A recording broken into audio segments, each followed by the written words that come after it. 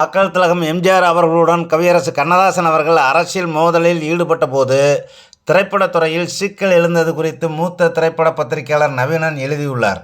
அதனை பார்ப்போம். கவிஞர் கண்ணதாசன் திமுகவை விட்டு விலகி இருந்த சமயம். அப்போது எம்ஜிஆர் திமுகவில் தீவிர பற்றுக்கொண்டு முக்கியமானவர்களில் ஒருவராக விளங்கி வந்தார். கண்ணதாசன் சில பத்திரிகைகளிலும் பொது மேடைகளிலும் திமுகவையும் எம்ஜிஆரையும் தாக்கி எழுதியும் பேசியும் வந்தார். கவிஞரின் பாடல்களில் எம்ஜிஆருக்கு ஈடுபாடு இருந்து வந்தாலும் தம்மையும் தாம் சார்ந்துள்ள கழகத்தையும் தாக்குபவரின் பாடல்கள் தாம் நடிக்கும் படங்களில் இடம்பெறக்கூடாது என்ற முடிவுக்கு வந்தார்.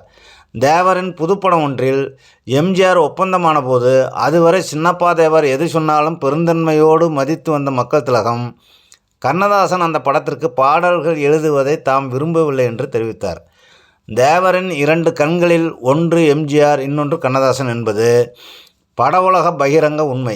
இப்படி எம்ஜிஆர் சொல்லிவிட்டாரே என்று சின்னப்பா தேவர் கலங்கிவிடவில்லை. பதிலாக கண்ணதாசனை கூப்பிட்டு அனுப்பினார். இனி எம்ஜிஆரை திட்டி பேசாதீர்கள், எழுதாதீர்கள். உங்களுடைய அரசியல் உங்களுடனேயே இருக்கட்டும். அது உங்களை காப்பாற்றப் போவது இல்லை. என் பேச்சுக்கு மதிப்பளிப்பீர்கள் என்று நம்புகிறேன் என்றார். கவியரசுக்கு சில பிடிவாதங்கள் உண்டு. அவற்றின் காரணமாக வாழ்க்கையில் பலவற்றை இழந்திருப்பது உண்டு. ஆனால் தேவர் வாக்கு அவருக்கு தேவ வாக்கு. அதற்கு பிறகு எம்ஜிஆரை எதிர்த்து அவர் எழுதியதில்லை, பேசியதும் இல்லை. அரசியல் கொள்கைகளில் அடிக்கடி கண்ணதாசனுக்கு குழப்பங்கள் உண்டு என்று புரட்சித் தலைவர் நன்கு அறிவார்.